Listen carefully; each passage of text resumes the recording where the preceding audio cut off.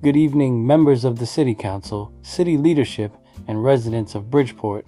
This presentation is about accountability, transparency, and priorities.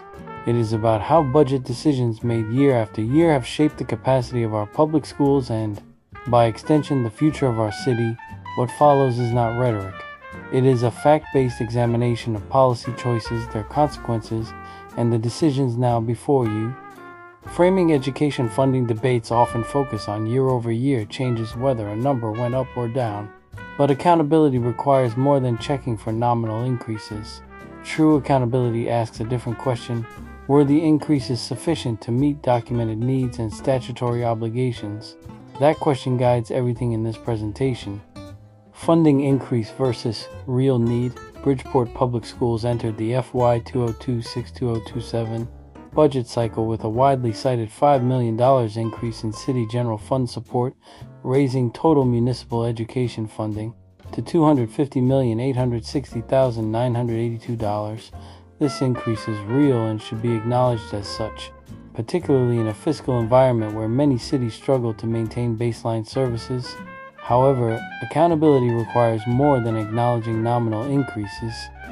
It requires evaluating whether those increases are sufficient to meet documented needs and statutory obligations. In this case, the increase covers only a small portion of the $44.1 million identified by the school district as necessary to prevent further layoffs, program eliminations, and erosion of basic educational services. The remaining $39.1 million gap is not a hypothetical figure or a projection based on aspirational goals.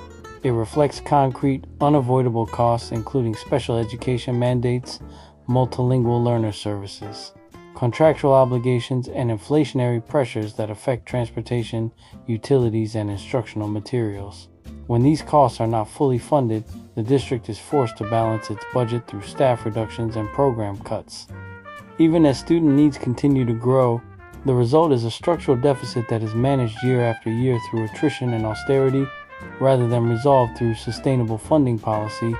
From an accountability perspective, the central question is not whether education funding increased year over year, but whether city leadership has made a policy choice to adequately fund its largest and most legally constrained department. Framing the conversation around the $5 million increase alone obscures the cumulative impact of underfunding and shifts attention away from the long-term consequences for students, families, and the city's economic future. A transparent and responsible narrative must hold both facts simultaneously. The increase occurred, and it was not enough. A decade of education job losses.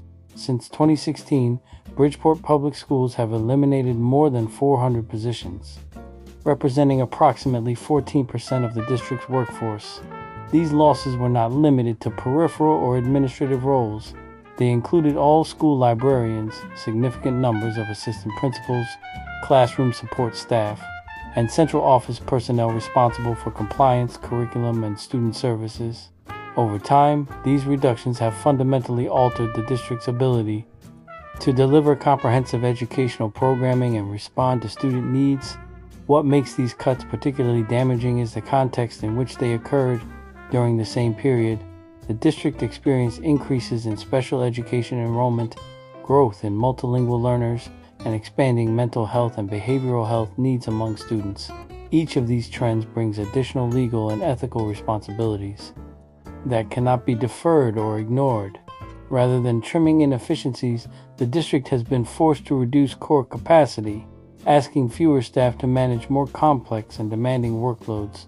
The long-term effects of this approach are cumulative and compounding.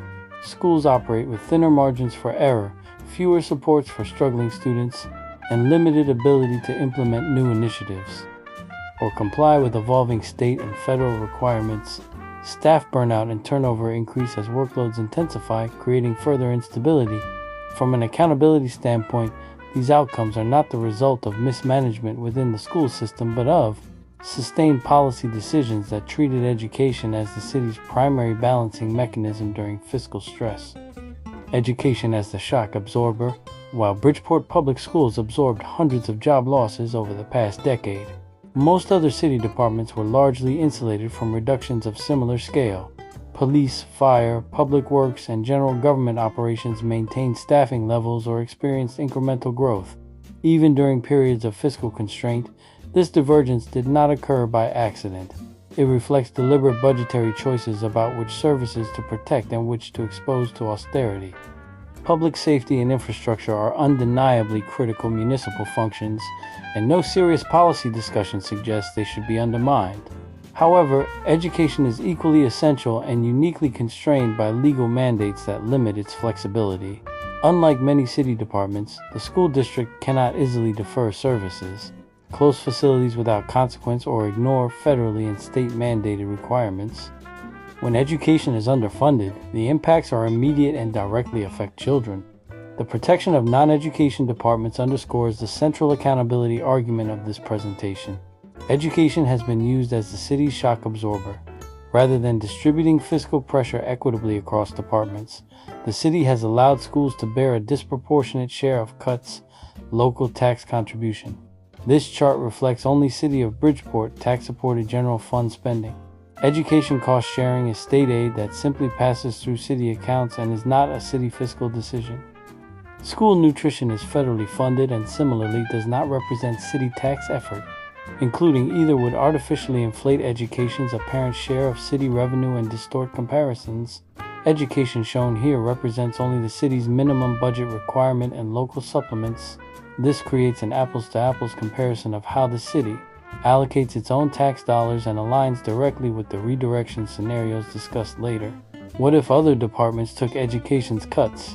Applying the same 14% workforce reduction experienced by Bridgeport Public Schools to other city departments provides a clear illustration of the scale of sacrifice already imposed on students.